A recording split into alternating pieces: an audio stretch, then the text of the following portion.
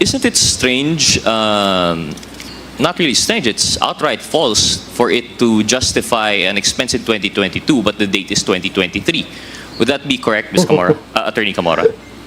That is correct, Mr. Chair. Actually, one of the findings under the notice of suspension is that some of the acknowledgement receipts were dated December 2023 and some were even undated. Pekeng Resibo, guys.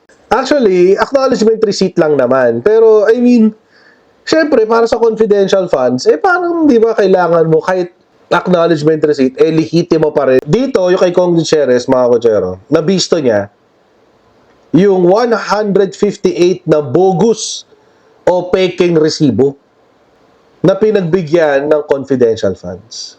Based on his office study of the OVP's receipts, Representative Rod Gutierrez of One Rider Party List said he found it odd that 158 of these amounting to 23.8 million pesos were incorrectly dated as being received in 2023 instead of 2022. We know po that the confidential funds are special in the sense that they respond to, they pertain to a certain purpose only allowable under the Joint Memo Circular. But this does not mean that this is a blank check po, no? It's not a blanket authority that it could be spent without justification. Would that be a fair statement po? In line with that, and in line with the requirements of the COA, you would ask actually for liquidation reports. Although it's special in the sense that it is directed only to the chairman of the COA, you still have the ICFAO to study this, and in fact, it is the ICFAO who gives the AOMs the notice of disallowance. Ang pinag-uusapan po ay confidential or intelligence funds because precisely confidential dapat yung usage nito. It is sufficient to submit acknowledgement receipts. Tama po ba? Mr. Chair, since the requirement is documentary evidence of payment, not necessarily official receipt. Correct. And the notice of suspension you mentioned is when the COA is not satisfied. So yung pagsubmit po ng October 2023 DEPs, hindi pa po satisfied yung COA. And what was the reason that you're not satisfied? Mali-mali po ba yung mga AR or kulang pa po yung mga AR? May mga ibang ARs po na may issues and may kulang pa po na additional documentation on other ARs. And after the notice of suspension for December 2023, they were given another chance to submit additional documents. Is that correct? Or wala na po? Meron pa, Mr. Chair.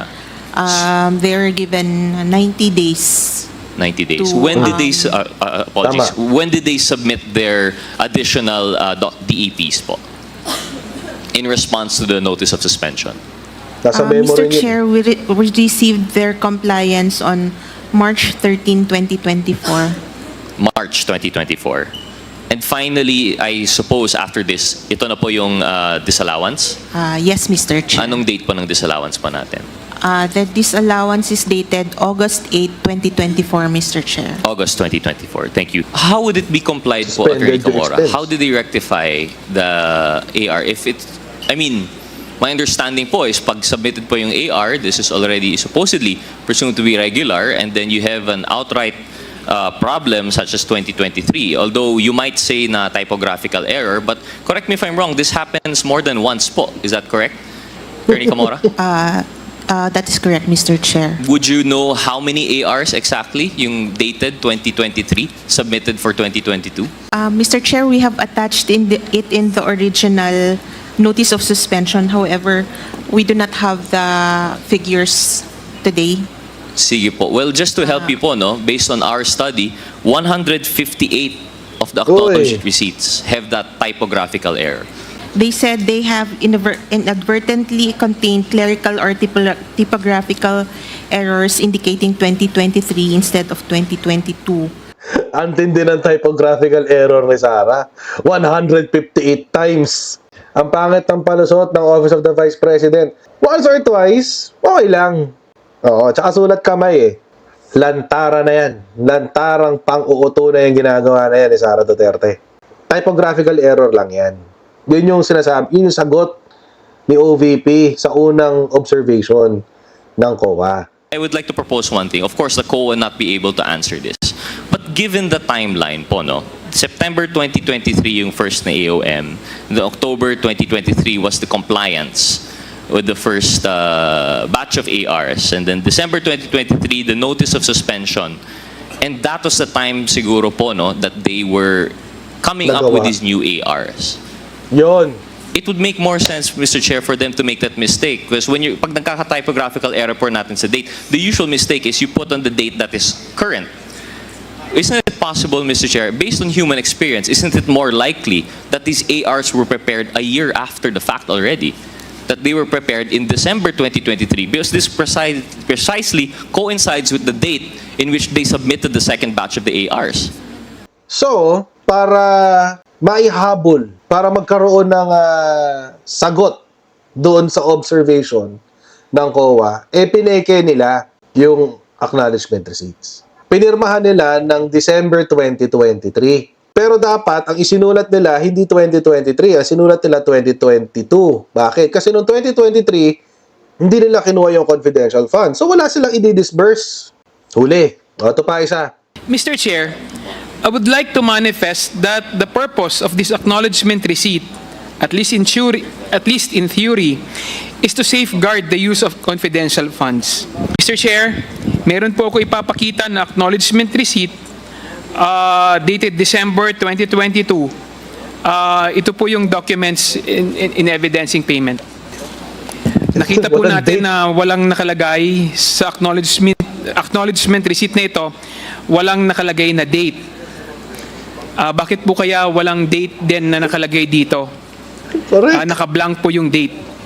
So this acknowledgement receipt was included with ARs dated December 22 or part of the DEPs of 2022. Parang ano, no? Parang pre-signed na siya. Ang lumalabas. Pinirmahan na, tapos saka lang lalagyan ng date. Yung acknowledgement receipt.